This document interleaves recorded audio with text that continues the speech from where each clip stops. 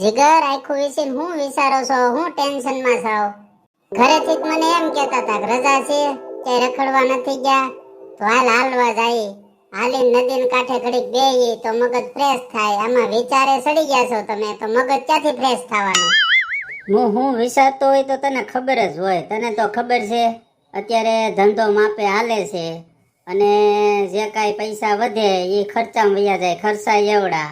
હવે આ છોકરાને ધંધે ચડાવવા તો પૈસા એને ધંધામાં નાખવા કાઢશું ક્યાંથી?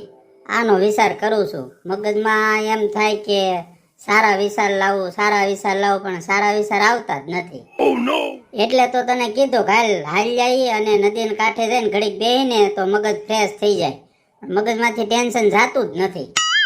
જીગર એવું ખોટું ટેન્શન ન લેવાય. કુદરત બધાયનો હોય. આપણે સામું જોઈએ અત્યારે લગી ક્યાં આપણે કોઈ પાસે પૈસા માંગવા પીડા છે? ધંધો વ્યવસ્થિત હાલે જ છે.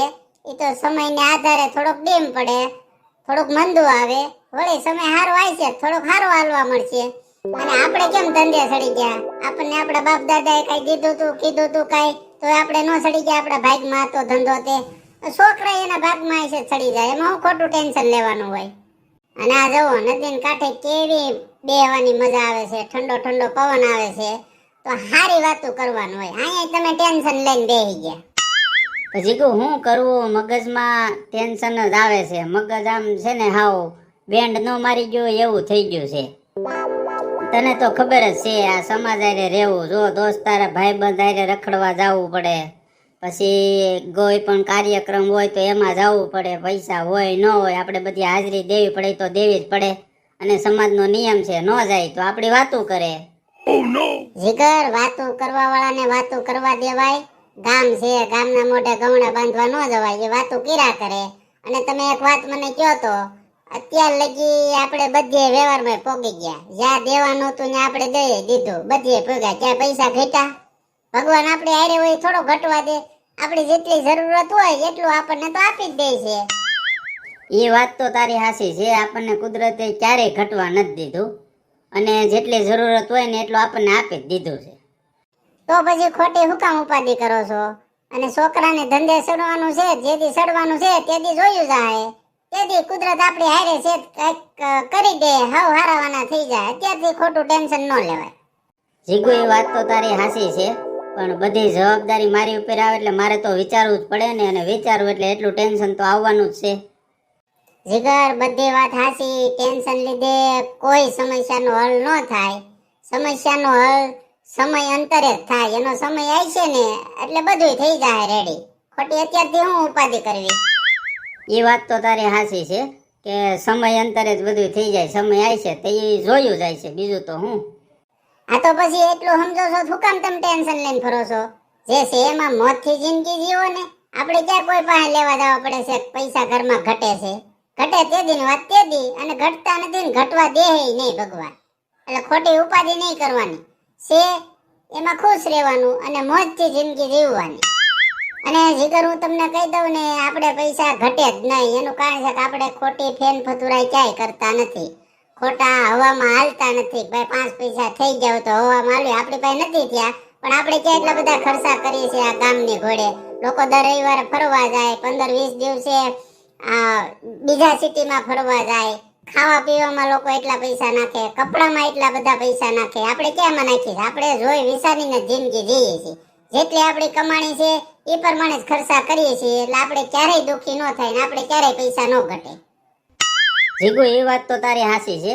આપણે ખોટા પૈસા ક્યાંય નાખતા નથી એટલે આપણે ક્યારેય ઘટ્યા નથી અને ઘટશે નહીં, એ તો મને ખબર જ છે.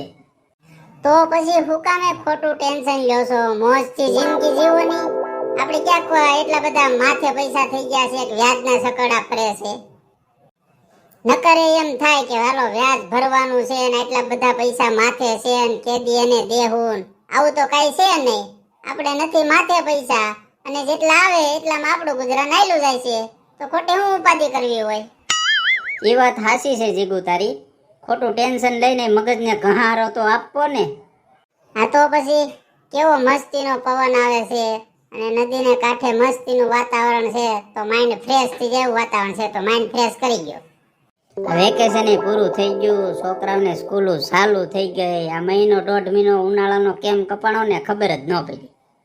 ખબર નો જ પડે ને. 15 દી તો આપણે દેહ મારી આવ્યા, ન્યા કેટલી મોજ મસ્તી કરી, અને અહીંયા આવ્યા તો તમારું થોડું કામ ભેગું થઈ ગયું છું. પછી આપણે છોકરાઓની જીદ હતી તો ફાર્મમાં નાવા ગયા, એમાં દિવસો જતા થોડી વાર લાગે. હમણાં દિવાળી આવીને ઊભી રહે ખબર નહીં પડે.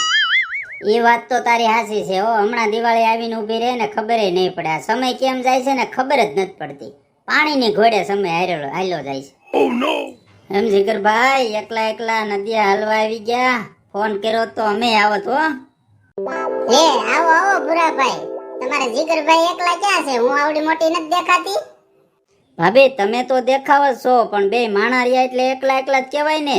મને ફોન કર્યો તો હું નો તમારી હારે હથવારો કરાવવા આવત, વાતું સીતું કરવા? એવું નહોતું ભૂરા. આ ઘેરે બેઠા બેઠા કંટાળ્યા હતા અને આજ રજા હતી, ક્યાંય જવાનું નહોતું. તો તાર ભાભીને કીધું હાલ ને નદીએ હાલ જાય થોડુંક અને આટો મારી આવી. ઘરે એમથી ગરમી બહુ થતી હતી, ત્યાં ઠંડા પવનમાં બેસી. જીગરભાઈ એ વાત તો હાસી છે, પણ મને ફોન કર્યો હોય તો તમે બે જ સૌ 3 જણા વાતું સીતું કરત ને ગપાટા મારત ને મોજ કરત. હું ઘેરે કંટાળ્યો તો મેં કીધું હાલ ગામમાં રાઉન્ડ મારો. પછી મેં કીધું ગામમાં ન જવું અને નદીએ રાઉન્ડ મારું, ત્યાં તમને બેન ભાળી ગયો એટલે હું આ બાજુ આવ્યો. સારું જો ને આવ્યો તે બે આ બાજુ એ.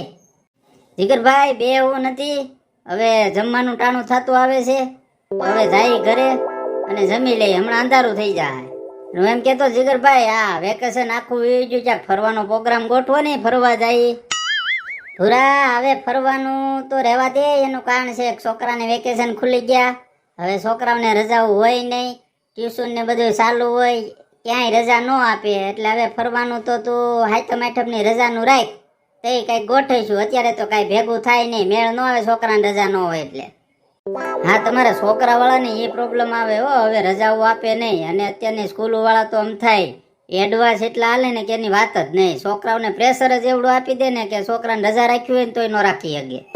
એટલે હવે ફરવા જવાનો તો મેળ આવે જ નહીં. તમારી વાત હાસી છે. કાંઈ નહીં, હાઈતમ આઠમે 2-3 રજા છે ને ત્યારે ગોઠવીશું કાંઈક બીજું. હું હા હાઈતમ આઠમે જોવું હાલ ને કેવો ટાઈમ રહેશે, કેવીક રજા છે એ પ્રમાણે ક્યાંક જાવું, રખડી આવીશું 2-3 દિવસ.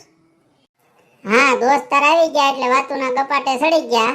હવે જમવાનું ટાણું થઈ ગયું છે અને મારે હજી રસોઈ બનાવી છે, તો હાલો ઘર ભેગા થાવ. તમારે વાતો કરવી હોય ને બે ને દોસ્તારોને તો જમીન પાસે આવી ગયો, પછી તમારે અડધી રાત લગી વાતો કરીયો. તું અહીં બેઠી છો, હું અમે વાતોના કપાટે સીધા. ભૂરાએ ફરવાનું કીધું, મેં ફરવાનો જવાબ આપ્યો. જમવાનું ટાણું થઈ ગયું હાલ ને, હું ક્યાં ના પાડું છું. હા હાલો હાલો જીગરભાઈ, એવું લાગે ને તો જમીન મને ફોન કરજો, હાજે બેન વાતું સીતું કરીશું, ગપાટા મારશું. હા તે ભૂરા એમ કરીશું, બીજું હું જમીન હાંજે આવીશું. હાલો હવે ટાણું થઈ ગયું છે, જાય ઘર બાજુ. હાલો ઉભા થાવ ફટાફટ, મારે હજી ઘરે જઈને થોડું બેહવાનું છે, મારે હજી રસોઈ કરવાની છે. તમે તો આગળ શેઠિયા લાંબા થઈ જાઓ, ઉતા ઉતા ફોન જો, કામ તો બધું મારે કરવાનું થાય ને. હા પણ મોઢું બંધ રાખીને ઊભી થા, તઈ ઘર આવે ને, કાંઈ બેઠા બેઠા થોડું ઘર આવી છે, ઊભી થઈને હાલવા માંડ ને. એ હારું હાલો ઊભી થાવ, અને તમે હારે હાલો. હેલો દોસ્તો, કેમ છો? મજામાં? દોસ્તો હું તમારી જીગુડી. વિડીયો સારો લાગ્યો હોય તો લાઈક કરજો, શેર કરજો અને કમેન્ટમાં જરૂર કહેજો કેવો વિડીયો લાગ્યો. દોસ્તો પ્લીઝ વિડીયો સારો લાગ્યો હોય તો બધા લોકો સુધી શેર કરજો અને કમેન્ટમાં જરૂર કહેજો કેવો વિડીયો લાગ્યો. દોસ્તો પ્લીઝ તમારા સપોર્ટની જરૂર છે. નવા હોય તો મારી ચેનલને સબસ્ક્રાઇબ કરવાનું ભૂલતા નહીં. અને હા, આવા વિડીયો આવતા રહે તો પ્લીઝ મારા વિડીયો જોતા રહેજો. અને નવા હોય તો મારી ચેનલને સબસ્ક્રાઇબ કરવાનું ભૂલતા નહીં. આવજો બધાને જય શ્રી કૃષ્ણ, જય માતાજી. મળી આવે આગળના વિડીયોમાં.